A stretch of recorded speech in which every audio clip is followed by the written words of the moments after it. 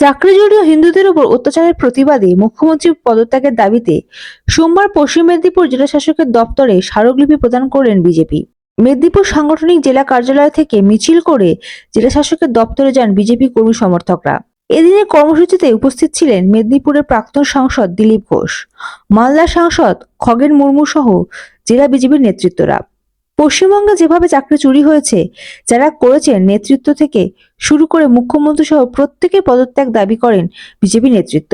পাশাপাশি হিন্দুদের উপর যে আক্রমণ নেমে এসেছে তারও প্রতিবাদ জানায় বিজেপি। স্মারকলিপি প্রদান শেষে সংবাদ মাধ্যমের মুখোমুখি হয়ে দিলীপ ঘোষ জানান, সাপ ও বিড়াল ভয় পেলে যেভাবে ফসফস করে, এখন এরাও তা করছে। আগে থেকে এইসব উৎপাত করছে। মানুষ ভয় পেলে, যেমন সাপ ভয় পেলে ফসফস করে, বিড়াল ফসফস করে ভয় পেলে, সেরকমই করছে। ভয় পাওয়ার একটা লক্ষণ। ঠিক আছে, আমরা চাই, প্রত্যেকটি মানুষ চায় যে ধরনের দুর্নীতি হয়েছে শিক্ষক ঘোটালা থেকে আরম্ভ করে অন্যান্য, সেগুলো তদন্ত হচ্ছে, তার সত্য রিপোর্ট সামনে এসে দোষীরা সাজা পাক, এবং আগামী দিনে এই ধরনের ঘটনা না হোক এবং যোগ্যরা চাকরি পাক, এটা আমরা চাই। তাদের হওয়া উচিত।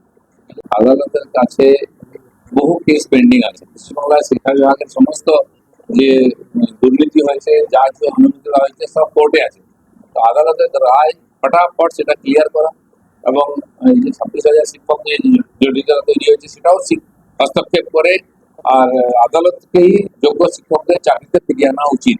তাহলে পশ্চিমবাংলার শিক্ষা বিভাগ উঠে যাবে, আমাদের এখানকার বর্তমান প্রজন্ম অশিক্ষিত হয়ে বসে থাকবে আর ভবিষ্যৎ অন্ধকার হবে।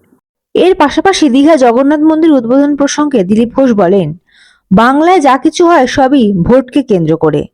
পশ্চিমবাংলায় যা হয় সব নিয়ে রাজনীতি হয়।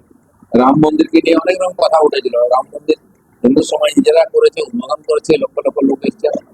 তো এখানেও মন্দির দেখতে সবাই যাবে, তো তা করলে ভোট পাওয়া যাবে এরকম।